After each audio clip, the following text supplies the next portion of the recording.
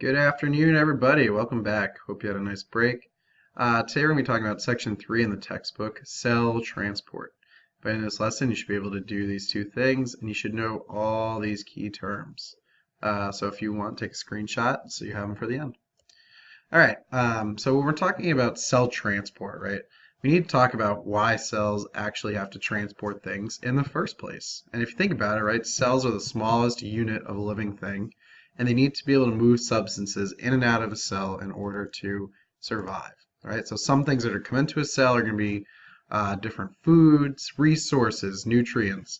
If they're receiving messages from another cell or organism, chemicals, right? All these things are different substances that the cell needs to survive. If it's not taking them in, there's no way it's going to survive. At the same time, it needs to get rid of things like waste, different chemicals, maybe enzymes. Maybe it needs to communicate messages to other cells, right? And all these substances have to leave the cell. So if the cell can't get things in and out, it's not going to be able to survive. And this is why cells transport is so crucial to all cells. Okay. Now there are two major types of transport that we're going to talk about. The first one is passive transport, right? And if you think of something that's passive, it's quiet, it doesn't use any energy. Okay, so passive transport is any type of transport that does not use energy. Okay, and the second type is active transport. If you think of someone who's active, very busy, run around a lot, they're going to use up a lot of energy. So active transport needs energy to happen. So we're going to talk about passive transport first, which again is when it does not need energy. Okay, so the process by which particles move from an area of high concentration to an area of lower concentration is known as diffusion. Okay, so diffusion is the main type of passive transport we're going to talk about. And I like to think about this, a great example, is if you had a heater in a room, right? If it's getting cold out now, really cold outside, snowing, you're going to have a heater in your bedroom to heat it up. And it's not just right after a while, it's not just warm just right around the heater, but the heat travels to the rest of the room. Now, note, this is not how heat travels, not by diffusion, but it's a great way to think about it, right? That if we have something in high concentration, like all the heat around this heater, eventually it's going to spread out so that the whole room is warm. Okay, so diffusion in a cell works the same exact way. We're going to have things in an area of high concentration, such as these little particles here, all these blue guys. They're really clumped together, very high concentration. And here we have the lipid bilayer, or the cell membrane, dividing it. And on the other side of the cell membrane, we have almost no concentration. Okay, so over time, these particles are going to start to diffuse and come through the cell membrane so that eventually they are equal on the same sides. Okay, and that's called equilibrium, when we have the same or very close concentration on both sides of a membrane. And if you notice, right, there's absolutely no energy going into this process. The whole reason that these molecules are spreading out and coming across the membrane is just because they want more space, right? They want more space to move around. And it's not like the cell is using energy to make these molecules move through the membrane. It just happens on its own. Okay, so that's diffusion, which again is passive transport where there is no energy put in to make molecules move across a membrane.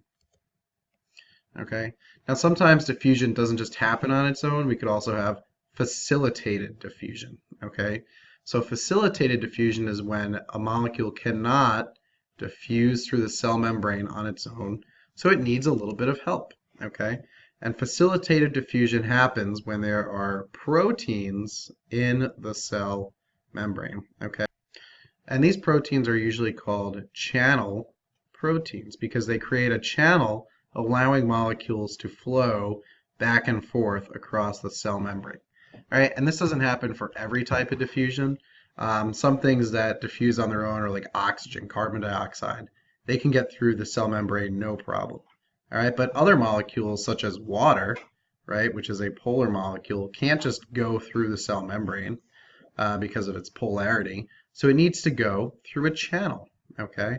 And this channel, again, it's just basically like a little shortcut or a little hole in the cell membrane that allows only certain things to come back and forth. So again, facilitated diffusion is diffusion that's happening because it doesn't require energy, right? We're trying to reach equilibrium on both sides, and it happens through a channel protein.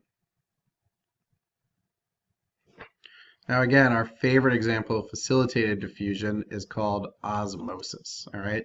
So osmosis is the facilitated diffusion of water through a membrane, okay? And like we said, it doesn't require energy. It's going to happen on its own, but does need to be some type of special channel protein to allow the water to go back and forth through the cell membrane, okay?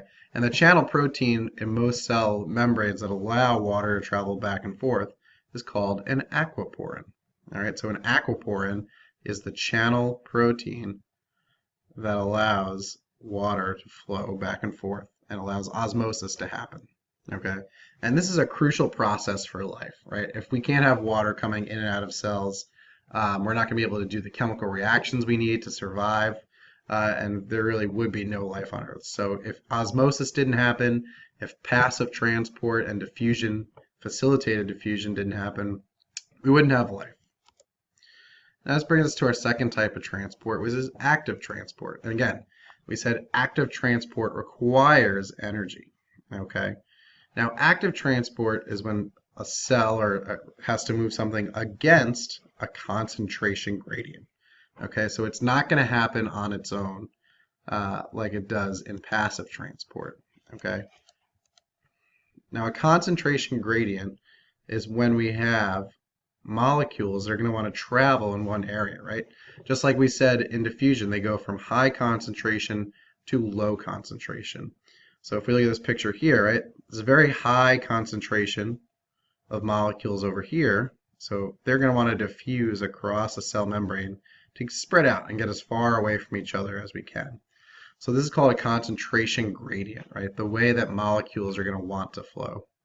Now when we do active transport, we're actually going to go against the concentration gradient. So that would be like taking these 1, 2, 3, 4, 5 molecules here and putting them back on this side of the cell membrane, right?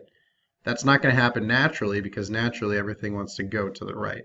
So that's going to be going against the concentration gradient and it requires energy. All right, not as easy to think of when you think about it on a cell, and I like to think about it like this picture here of a boat, right? This boat's trying to travel up a river, up these rapids. The water naturally is going to carry the boat downstream through these crazy rapids, right? That's a lot of water. The only way the boat's going to get upstream is if it has a lot of energy, right, and its motor to try and push it upstream. So think about active transport like that, right? We have a boat that's trying to get upstream. So you need to put energy into the boat to go against the concentration gradient, which would be the water coming down. All right, now there's three main types of active transport we're going to talk about. The first one is endocytosis, and the second one is exocytosis. All right, and we're back to the Latin prefix game here, right? Endo, if we think about our type of reactions, right? An endothermic reaction means that energy is going in. So endocytosis is the process in which a cell actually takes in and folds in the membrane, the cell membrane, okay, to create a vesicle. And that basically sucks something in from the outside. So endocytosis, as we see right here, we have something coming into the cell membrane, endo in. The cell membrane actually folds around this, whether it's a chemical, a nutrient that's coming in, and creates a tiny little vesicle in the cytoplasm here. Exocytosis, again, Latin prefixes, is when we leave, right? So exo, think about exit, it's leaving. So we have something inside the cell here, whether it's a chemical, enzymes, waste, that's floating around a little vesicle, and that vesicle actually merges with the cell membrane and releases this stuff out into the extracellular matrix. All right. So our first two types are endo and exocytosis, where the membrane is involved. And this requires energy again because we're having to make these vesicles, move them around the cell, and expel or take them in. And our third type of active transport is called a protein pump. Okay. Now a protein pump we're going to talk a lot about, and this is basically, you want to think about it like a pump if you ever pumped out your pool. Okay, you're going to use energy to suck water up out of your pool and shoot it out. This works the same way, right?